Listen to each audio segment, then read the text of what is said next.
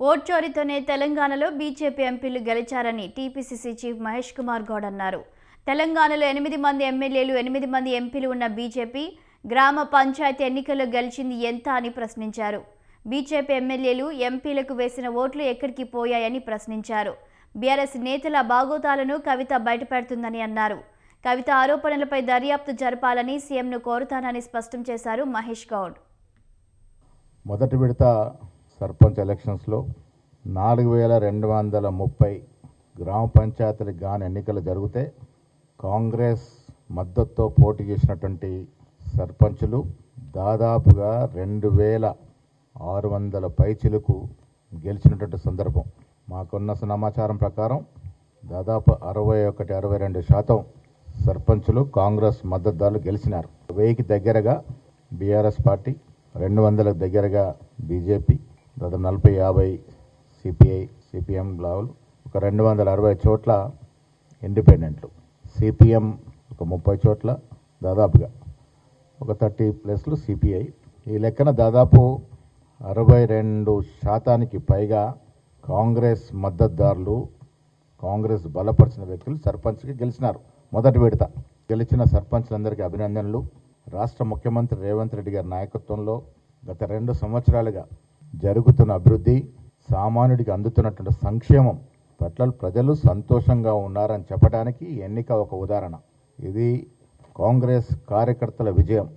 2 సంవత్సరాలకి ముందు, ఎన్నికలకి రాకముందు కాంగ్రెస్ పార్టీ ఇచ్చిన మాటని నిలబెట్టుకునే ప్రయత్నంలో మేము ఇచ్చినటువంటి ఉద్యోగాలు 80,000కి పైగా ప్రభుత్వ ఉద్యోగాలు ఇవ్వడం, వాళ్ళు 10 ఏళ్ళు బీఆర్ఎస్ అధికారుల నుండి 50,000 మించుకుంటే మేము కేవలం 15 మాసాల్లో 80,000కు పైగా ఉద్యోగాలు ఇచ్చిన తీరు, ఆ తీరును హర్షించిన ప్రజలు ఇవాళ మాకు పట్టం కట్టారని చెప్పక తప్పదు.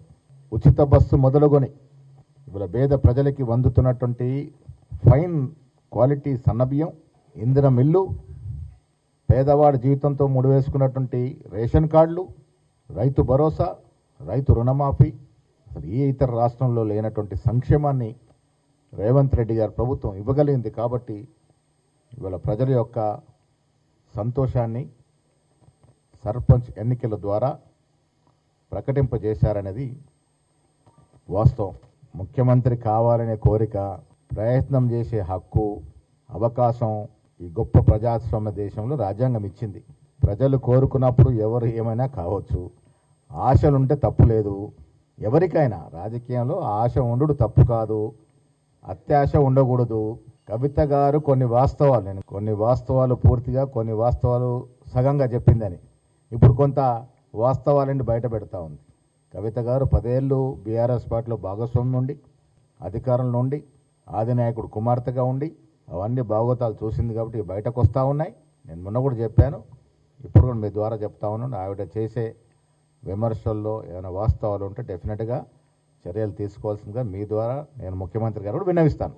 హైడ్రాను చాలామంది మొదట్లో విమర్శించిన వాళ్ళు ఇలా హర్షిస్తూ ఉన్నారు. హైడ్రా వల్ల మీరు హైదరాబాద్లో చూడండి, ఎన్ని చెరువులు, అన్యాక్రాంతమైన చెరువులు మళ్ళీ పాత రూపానికి వస్తూ ఉన్నాయి. ప్రజలు సంతోషిస్తూ ఉన్నారు.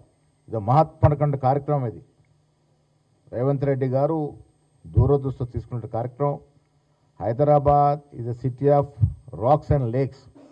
10 ఏళ్ళలో చాలా రాక్స్ కరిగిపోయినాయి, లేక్స్ అన్నీ కూడా ముంచేపడ్డాయి. అలాంటి లేక్స్ని బయటకు తీసుకు పూర్వ వైభవానికి తీసుకొస్తూ ఉంది హైడ్రా. ప్రజలు హర్షిస్తూ ఉన్నారు.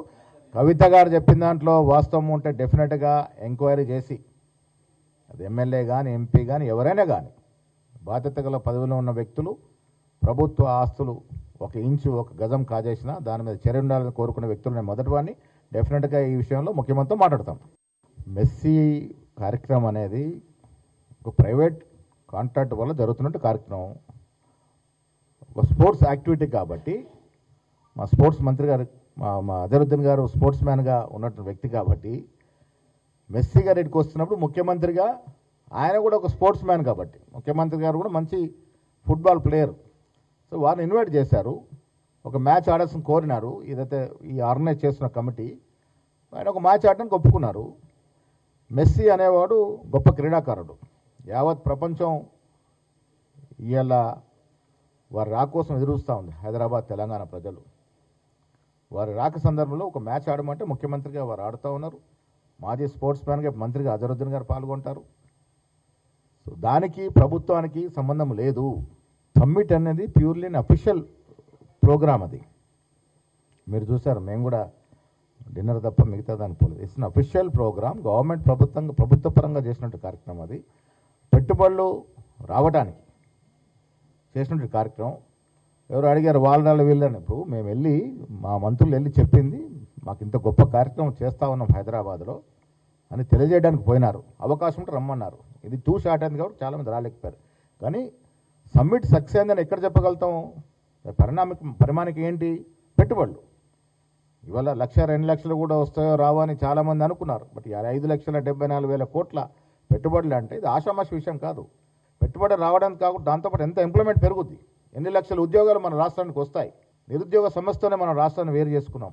అలాంటి నిరుద్యోగ సమస్య చాలా వరకు తీరేట అవకాశం ఇలా వచ్చే పెట్టుబడులతో మనకు అవకాశం కలుగుతూ ఉంది. సో ఇంత గొప్ప అవకాశం రాష్ట్రానికి వచ్చినప్పుడు ప్రతిపక్షాలు కూడా కడుపుమంట ఆపుకొని దీన్ని హర్షించి సంతోషం వ్యక్తం చేస్తే బాగుంటుంది.